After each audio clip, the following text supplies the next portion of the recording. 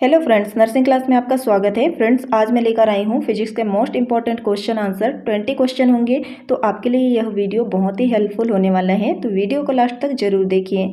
First question देखते हैं। एक गोलीय चालक को आवेशित किया जाता है तो इसके केंद्र पर विद्युत क्षेत्र की तीव्रता क्या होगी? अनंत होगी, शून्य होगी, सतह के बराबर होगी या इनमें से कोई नहीं? तो करेक्ट आंसर इसका हो जाएगा ऑप्शन बी। कितनी हो जाएगी? शून्य।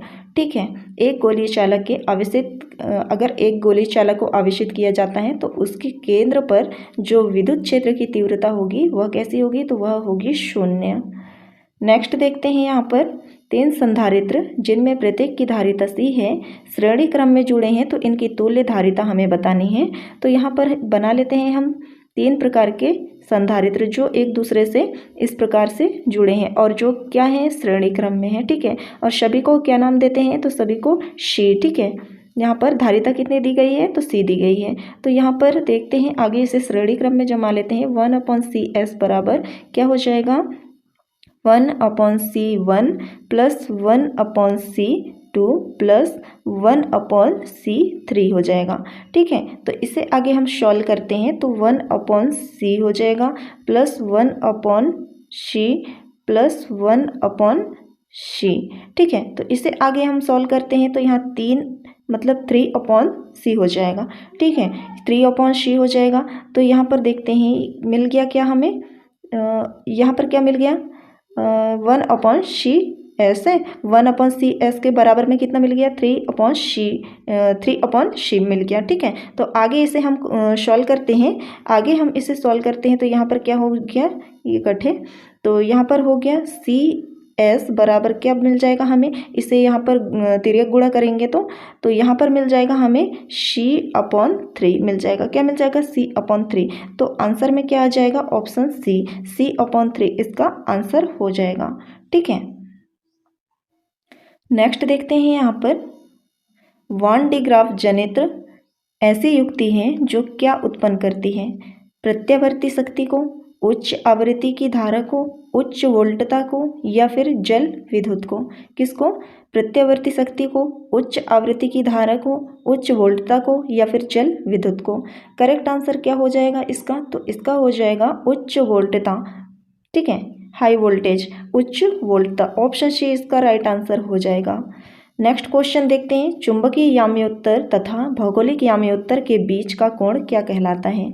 चुंबकीय याम्योत्तर तथा भौगोलिक याम्योत्तर के बीच का कोण क्या कहलाता है? द्विघात का कोण, नति या नमन का कोण या फिर चुंबकीय आघूर्ण या फिर चुंबकन तीव्रता क्या कहलाता है? तो फ्रेंड्स इसका हो जाएगा क्या हो जाएगा? द्विघात का कोण। क्या हो जाएगा? द्विघात का कोण। ऑप्शन ए इसका राइट आंसर हो जाएगा। ठीक है। नेक्स्ट क्वेश्चन देखते हैं। धातु का परावैद्युतांक कितना होता है? धातु का परावैद्युतांक कितना होता है? 0 होता है, अनंत होता है, 1 होता है या फिर -1 होता है? क्या होता है? 0 होता है, अनंत होता है या फिर 1 होता है या फिर -1 होता है? क्या होता है फ्रेंड्स? तो इसका करेक्ट आंसर देख लेते हैं। तो इसका करेक्ट आंसर हो जाएगा क्या हो जाएगा? अनंत। ऑप्शन बी इसका राइट आंसर हो जाएगा। ठीक है। नेक्स्ट क्वेश्चन देखते हैं। यदि किसी अवतल दर्पण की फोकस दूरी 30 सेंटीमीटर है तो वक्रता त्रिज्या क्या होगी? तो यहाँ पर हम देखते हैं F क्या मतलब फोकस दूरी F से दर्शाते हैं तो यह कितनी है? 30 सेंटीमीटर है। कितनी है? 30 सेंटीमीटर। कितना दिया है? फोकस दूरी 30 सेंटीमीटर दिया है। ठीक है। और इसकी वक्रता त्रिज्या देख लेते हैं। R बराबर कितना हो जाएगा? वक्रता त्रिज्या R बराबर कितनी हो जाएगी? तो यह हो जाएगी फोकस दूरी की आधी, मतलब 2F हो जाएगी। ठीक है। तो यहाँ पर हम देखते हैं, यहाँ पर हम F का मान रखेंगे तो R बराबर 2 गुणा 30। ठीक है। तो इसे आगे सॉल्व करेंगे तो कितनी आ जाएगी? तो यह हो जाएगा 30 दूनी कितना होगा? 60 हो जाएगा।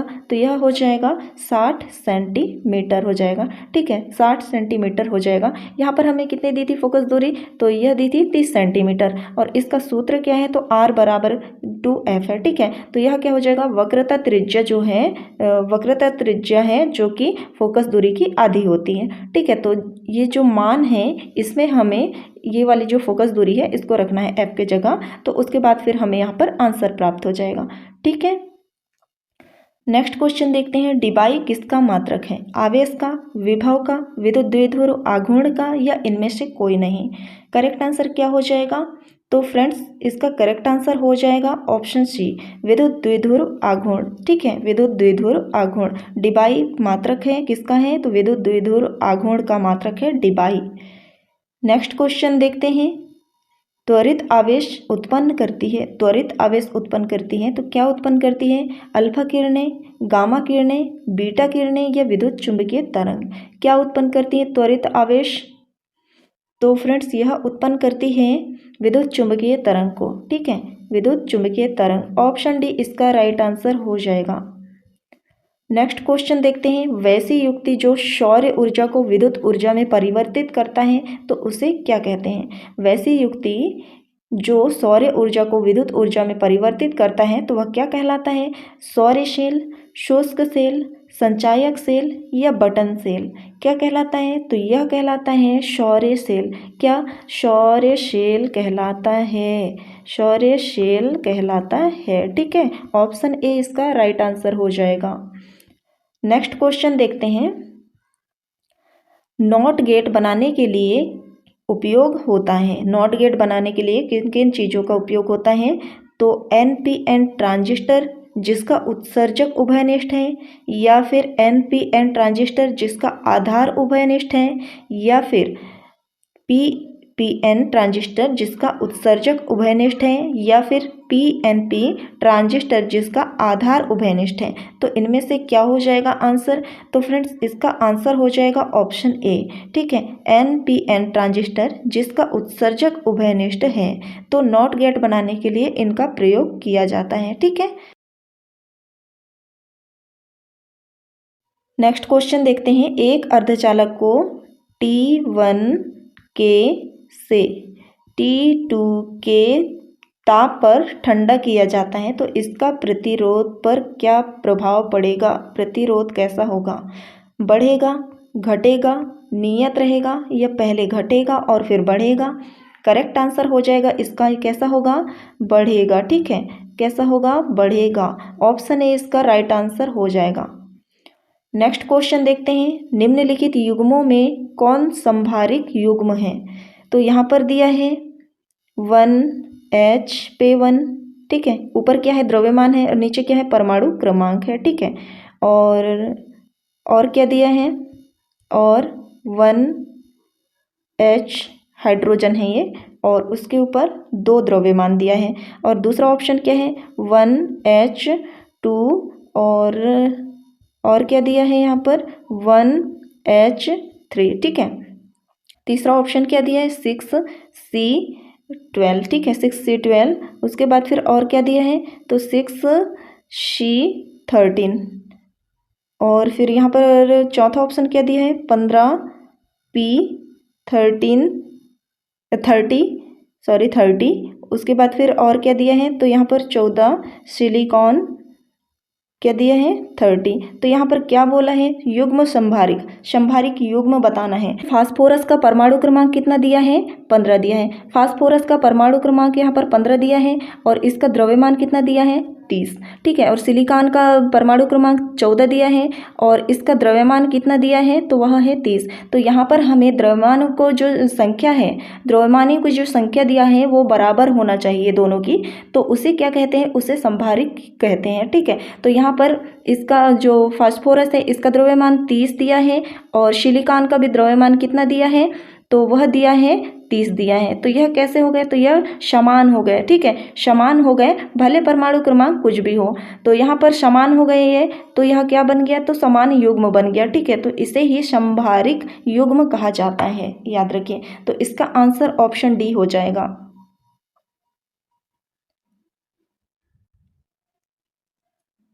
नेक्स्ट क्वेश्चन देखते हैं, निम्न विद्युत चुंबकीय तरंगों में किसका तरंग दैर्ध्य सबसे छोटा होता है? अवरक्त किरणें का, दृश्य प्रकाश किरणें का, गामा किरणें का, रेडियो तरंगे का? तो इनमें से हो जाएगा इसका आंसर ऑप्शन सी। किसका होता है? गामा किरणों का तरंग दैर्ध्य सबसे छोटा होता है विद्युत चुंबकीय तरंगों में। ठीक है, नेक्स्ट क्वेश्चन देखते हैं, डी ब्रोगली तरंग दैर्ध्य है। तो डी ब्रोगली तरंग दैर्ध्य इनमें से कौन सा है? तो लैम्डा बराबर h/mv, या फिर लैम्डा बराबर h/mv, या फिर लैम्डा बराबर hv, या फिर लैम्डा बराबर mc²/v। तो इनमें से क्या हो जाएगा? तो फ्रेंड्स इसका करेक्ट आंसर हो जाएगा ऑप्शन ए। तो लैम्डा बराबर h/mv हो जाएगा। ठीक है, लैम्डा बराबर h/mv। तो यहाँ पर लैम्डा क्या है? तो लैम्डा तरंग दैर्ध्य है। क्या है? तरंग दैर्ध्य है। लैम्डा क्या है? तरंग दैर्ध्य है। और h क्या है फ्रेंड्स? तो h है, तो यहाँ पर h है प्लांक स्थिरांक। h क्या है? तो h है प्लांक स्थिरांक है, स्थिरांक। ठीक है, स्थिरांक। ठीक है, और m क्या है? तो m है द्रव्यमान। m क्या है? तो m है द्रव्यमान, द्रव्यमान है। और v क्या है? तो v है वेग। ठीक है, v क्या है? तो v है वेग। इतना याद रख लीजिए। तो ऑप्शन ए इसका राइट आंसर हो जाएगा। नेक्स्ट क्वेश्चन है, द्रव्य तरंग की परिकल्पना किसने किया था? तो यह प्लांक ने, थॉमसन ने, आइंस्टीन ने, या डी ब्रोगली ने? करेक्ट आंसर क्या हो जाएगा इसका? डी ब्रोगली हो जाएगा। ठीक है, इसका आंसर डी ब्रोगली हो जाएगा। डी ब्रोगली हो जाएगा। ऑप्शन डी इसका राइट आंसर हो जाएगा। ठीक है, ऑप्शन डी, ऑप्शन डी इसका राइट आंसर हो जाएगा। नेक्स्ट क्वेश्चन देखते हैं, निम्नलिखित में किसे प्रकाश के तरंग सिद्धांत से नहीं समझाया जा सकता है? तो यह देखते हैं, परावर्तन, अपवर्तन को, विवर्तन को, या प्रकाश विद्युत प्रभाव को? करेक्ट आंसर होगा इसका ऑप्शन डी, प्रकाश विद्युत प्रभाव को प्रकाश के तरंग सिद्धांत से नहीं समझाया जा सकता। परावर्तन को समझाया जा सकता है, अपवर्तन को समझाया जा सकता है, विवर्तन को। ठीक है, तो ऑप्शन डी इसका राइट आंसर हो जाएगा। नेक्स्ट क्वेश्चन देखते हैं, श्वेत प्रकाश का स्पेक्ट्रम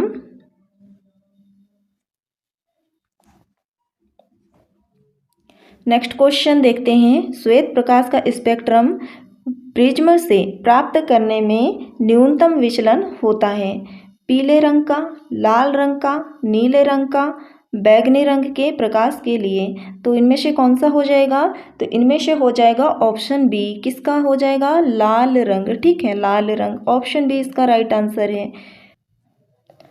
नेक्स्ट क्वेश्चन है, -7.5 डायोप्टर एवं +2.5 डायोप्टर क्षमता के दो लेंस संपर्क में रखे गए हैं, तो इस संयोजन की फोकस दूरी कितनी होगी? तो यहाँ पर हम देख लेते हैं कि P1 का मान कितना दिया है, तो यह है -7.5 डायोप्टर। ठीक है, उसके बाद फिर यहाँ पर क्या है, P2 का मान कितना दिया है, तो यहाँ पर +2.5 डायोप्टर दिया है। ठीक है, तो यहाँ पर एक सूत्र है P बराबर P1 + P2।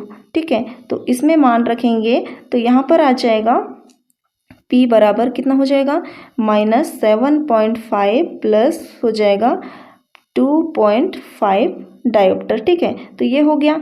तो यहाँ पर आगे इसे सॉल्व करेंगे तो यहाँ पर -5.0 आ जाएगा। ठीक है, तो यहाँ बड़ी संख्या है इसलिए यहाँ पर माइनस आएगा, बड़ी संख्या में माइनस है इसलिए माइनस आएगा। ठीक है, तो यहाँ तक आप समझ गए। उसके बाद फिर एक फॉर्मूला है 1/f बराबर कितना है, p। ठीक है, तो इसमें मान रखेंगे हम, तो इसमें मान रखेंगे तो क्या हो जाएगा, 1/f बराबर -5.0 हो जाएगा। ठीक है, तो उसके बाद फिर इसे आगे सॉल्व करेंगे हम, तो इसे आगे सॉल्व करेंगे तो क्या हो जाएगा, -1.5 बनेगा। ठीक है, 1.5 ये क्या हो गया, मीटर में आ गया। तो इसे आगे हम यहाँ पर इसको भाग देंगे, इसको भाग देंगे तो कितना आ जाएगा, इसे भाग देंगे तो यहाँ पर आ जाएगा 0.2। ठीक है, कितना हो जाएगा, 0.2, वो भी माइनस में होगा, मीटर। ठीक है, नेक्स्ट है, किसी दर्पण की फोकस दूरी f तथा वक्रता त्रिज्या कितनी है, r है। तो r के बीच की इनके बीच क्या संबंध है? तो यहाँ पर हम बना लेते हैं एक गोलीय दर्पण, मतलब अवतल दर्पण है यह। तो यहाँ पर इसका केंद्र है, तो केंद्र से यहाँ पर केंद्र है, केंद्र से आर यहाँ पर दे देते हैं त्रिज्या, ठीक है। ये त्रिज्या हो गई, केंद्र से गोलीय का त्रिज्या हो गई है। उसके बाद फिर यहाँ पर दूरी कितनी है इसकी, एफ है, ठीक है। फोकस दूरी है एफ। तो यहाँ पर आगे देखते हैं हम, जैसे कि एफ बराबर क्या हो गया, एफ बराबर हो गया r/2, r/2। तो यह क्या हो गया, तो यह फोकस दूरी त्रिज्या की आधी होती है, ठीक है। क्या हो गया यहाँ पर, तो यह फोकस दूरी जो है वह त्रिज्या की आधी होती है। और यहाँ पर है r बराबर 2f, r बराबर 2f। तो यह क्या हो गया, तो यह वक्रता त्रिज्या, यह क्या है, वक्रता त्रिज्या फोकस दूरी की दोगुनी होती है। वक्रता त्रिज्या फोकस दूरी की दोगुनी होती है। इसका आंसर है ऑप्शन डी, ठीक है। इसका आंसर हमें क्या मिल गया, तो यह मिल गया ऑप्शन डी।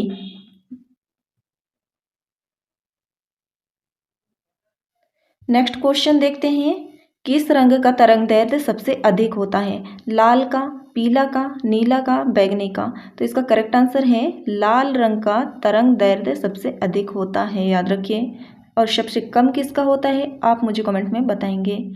नेक्स्ट क्वेश्चन देखते हैं, विद्युत चुंबकीय तरंग का संचरण है, तो विद्युतीय क्षेत्र के लंबवत या फिर चुंबकीय क्षेत्र के लंबवत, ये दोनों के लंबवत होता है या इनमें से कोई नहीं। तो करेक्ट आंसर क्या होगा इसका, तो फ्रेंड्स इसका करेक्ट आंसर हो जाएगा ऑप्शन सी, ठीक है। इसका करेक्ट आंसर हो जाएगा ऑप्शन सी, दोनों के लंबवत होता है। विद्युत क्षेत्र के लंबवत और चुंबकीय क्षेत्र के लंबवत, दोनों के लंबवत होता है, ठीक है। तो ऑप्शन सी इसका राइट आंसर हो जाएगा।